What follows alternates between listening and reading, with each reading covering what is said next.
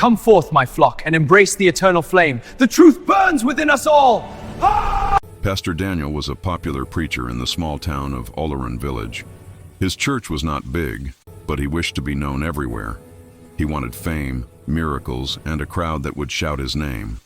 People respected him, but inside his heart, he wanted more than respect. He wanted power. His wife Mary was a gentle woman who prayed for him every day. She believed in love, peace, and honesty. She never knew that her husband was secretly jealous of other pastors with big churches. Pastor Daniel's desire for greatness began to grow like a dark cloud over their home.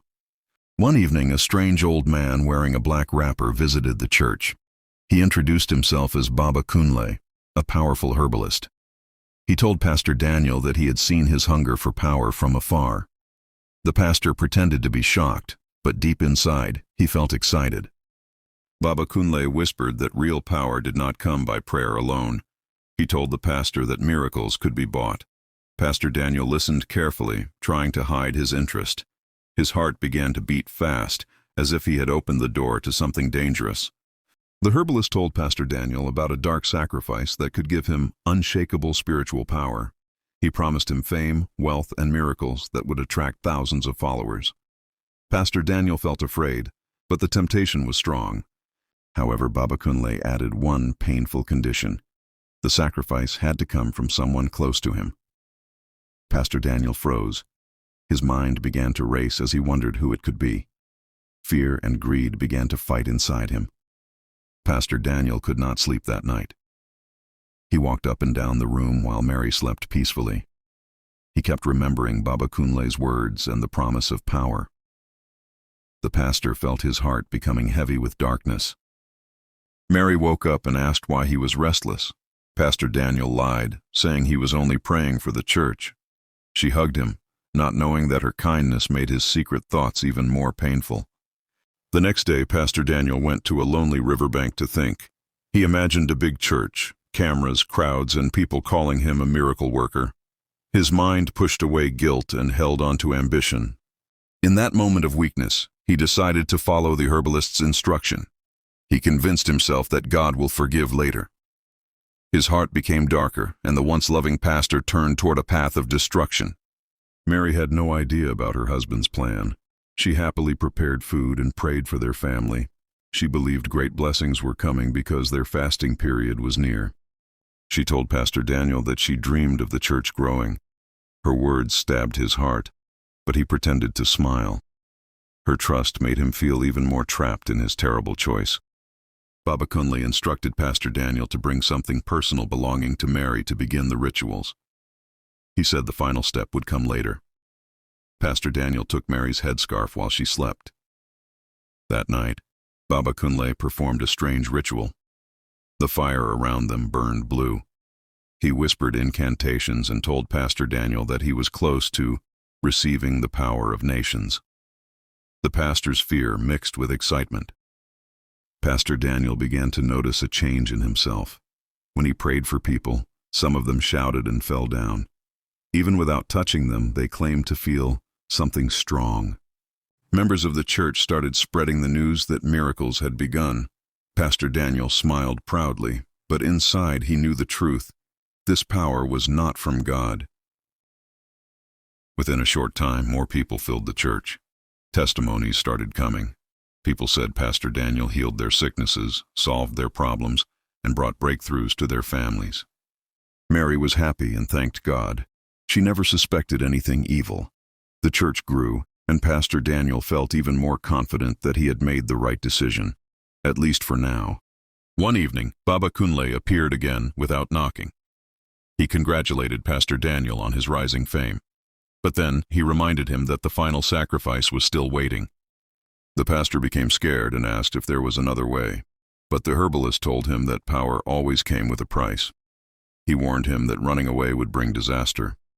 Baba Kunle told Pastor Daniel that the only acceptable sacrifice was Mary herself. He said her innocence made her spirit pure enough for the ritual. Pastor Daniel trembled as his heart grew cold. He begged for another option, but Baba Kunle stood firm. The herbalist said the power he enjoyed already came from the first ritual, and if he refused the final one, everything would be taken away from him. Pastor Daniel began to act strangely. He avoided Mary and spent long hours alone. He feared that the herbalist might destroy him if he refused. Mary noticed his behavior and asked what was wrong. Pastor Daniel lied again, saying he was overwhelmed by church work, but inside, he was shaking with fear. One night, Mary had a strange dream. She saw Pastor Daniel standing at a crossroads with a dark shadow behind him. She woke up afraid and prayed for her husband's safety. She tried to tell him, but he brushed it off. The dream made Pastor Daniel even more nervous, because he felt it was a sign that time was running out. Pastor Daniel decided he would obey Baba Kunle to protect himself. He planned to take Mary to a lonely shrine under the excuse of night prayers. His heart was filled with fear, but ambition pushed him forward. He rehearsed what he would say and how he would hide the truth. Every step felt heavier, but he believed he had no choice. Mary agreed to follow Pastor Daniel when he said they needed private prayers for the church's growth. She packed her Bible and rosary, smiling and trusting her husband. On the way, she prayed for protection, unaware that danger was walking beside her. Pastor Daniel stayed quiet, battling guilt the whole night. They arrived at a dark forest where Baba Kunle waited. He welcomed them with a wicked smile. Mary became confused and asked why they were there.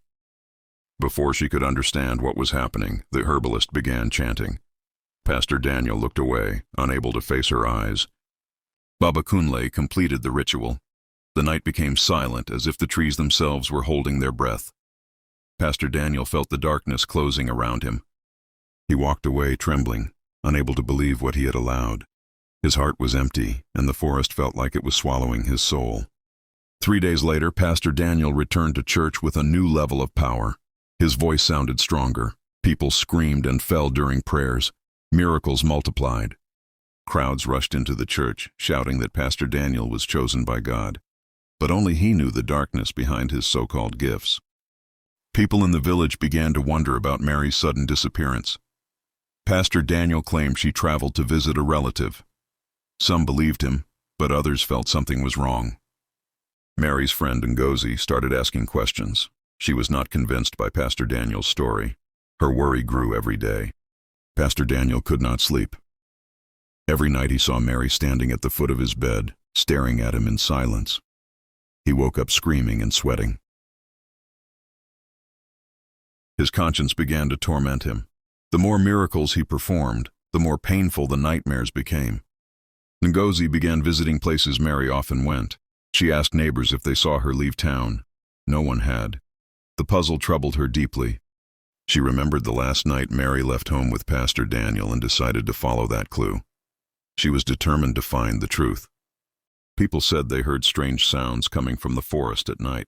Some claimed to see shadows moving. The elders warned everyone to stay away.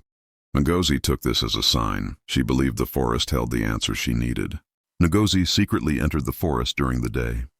She saw the strange shrine Baba Kunle used. She noticed Mary's scarf on the ground. Fear gripped her heart. She picked it up and ran back to the village, shouting that she had found evidence. Ngozi told the elders what she discovered. They were shocked. They sent men to search the forest. What they found made them suspicious of Pastor Daniel. They decided to call him for questioning. The village began to whisper and fear spread across the community. When the elders summoned Pastor Daniel, he acted calm and holy. He denied everything and said the devil was using people to attack his ministry. Some people believed him, but many were not convinced. The council decided to continue their investigation. Strange things began happening in town. Children claimed they saw a woman crying near the church at night. Some adults said they heard whispers calling Pastor Daniel's name.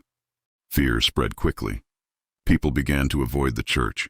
The so-called miracles started fading. Baba Kunle suddenly fell sick. He began shouting in pain, saying a spirit was tormenting him. He confessed that he helped Pastor Daniel, hoping it would save him. His confession shocked the whole village. The elders demanded that Pastor Daniel return for judgment.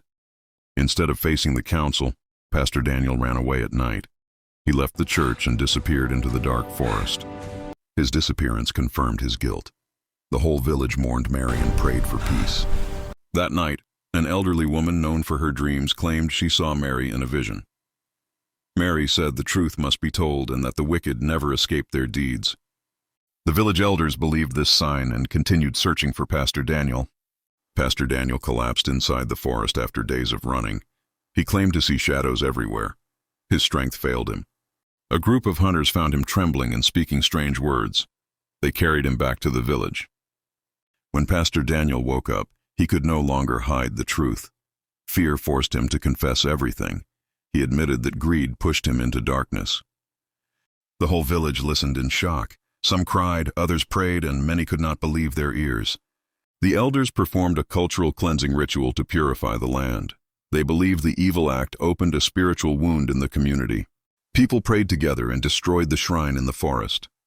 Everyone agreed never to allow darkness to take root again. People prayed together and destroyed the shrine in the forest. Everyone agreed never to allow darkness to take root again. The village held a ceremony to honor Mary's memory. They praised her kindness and gentle spirit.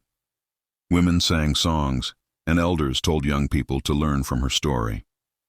They said she was a symbol of innocence, love, and purity.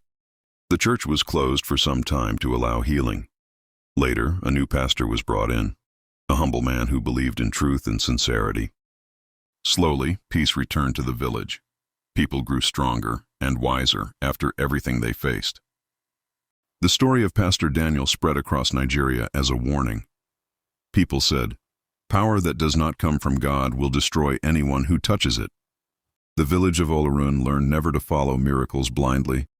They understood that true power comes from honesty, patience, and clean hands.